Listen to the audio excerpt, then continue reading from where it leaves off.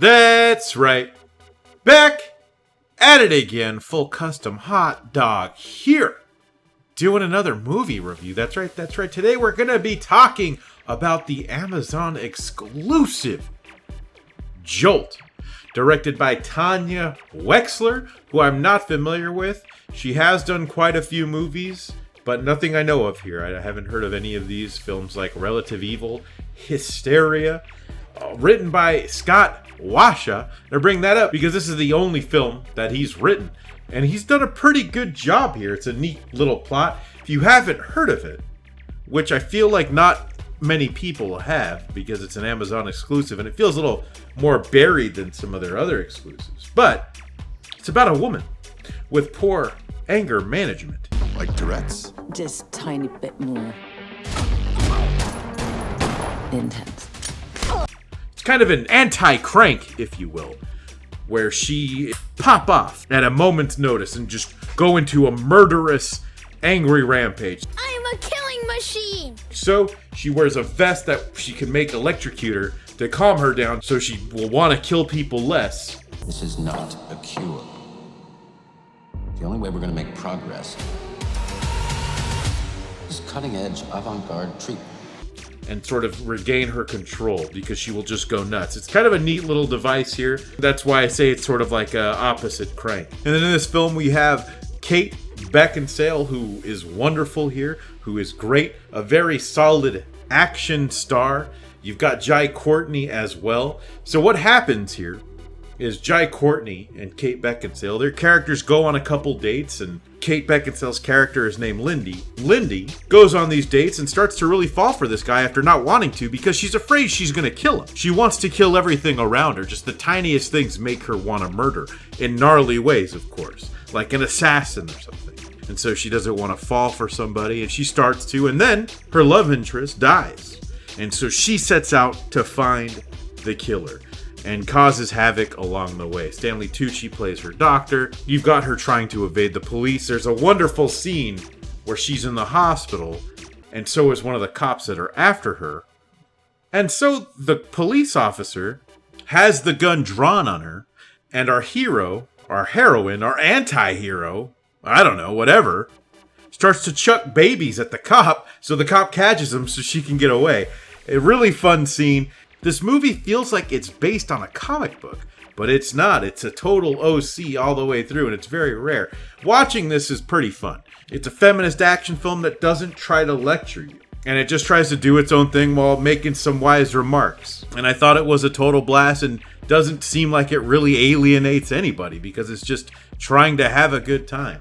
Thinking about this movie, too, you go around on YouTube, and especially if your algorithm's tuned into stuff that you like, maybe stuff that you see me talk about on this channel. There's a lot of people who just like to hate on all these big things. They hate on Disney. They hate on, I don't know. I keep thinking of Star Wars, but that's Disney. The Marvel stuff, the He-Man stuff right now, that's fun, right? And then you hear people talking about, hey, why don't we take a look at some things that aren't from those studios?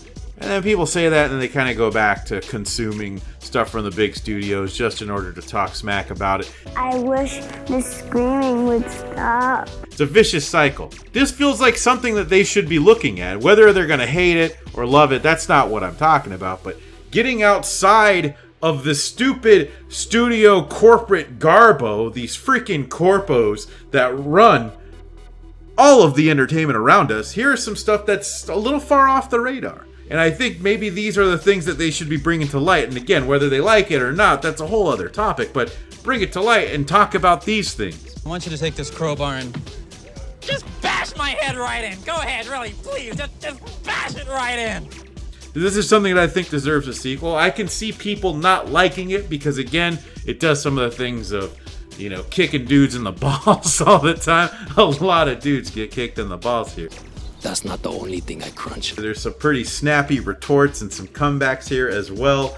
Some snappy dialogue, some fun action though all around. Nothing along the lines of, let's say, John Wick or the recent hit film Nobody, but very solid in its own right. And overall, it does have a very comic book feel. Now, I'm not going to get into any kind of spoilers and try to tell you where this goes or what ends up happening. But I did enjoy this romp all the way, and I would sign up for part 2.